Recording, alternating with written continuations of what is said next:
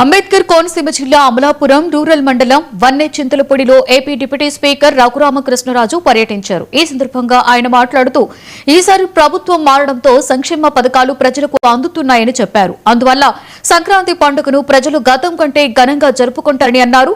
సంక్రాంతి సాంప్రదాయాలలో భాగంగా కోళ్ల పందాలు ఉంటాయని పేర్కొన్నారు. వన్నె చింతలపూడి గ్రామాన్ని ఆదర్శంగా తీసుకుని తన నియోజకవర్గం ఉండిలో కూడా అభివృద్ధి చేస్తానని హామీ ఇచ్చారు. క్షత్రియ సేవా సమితి ఆధ్వర్యంలో జరిగిన సన్మాన కార్యక్రమంలో ఆయన పాల్గొన్నారు.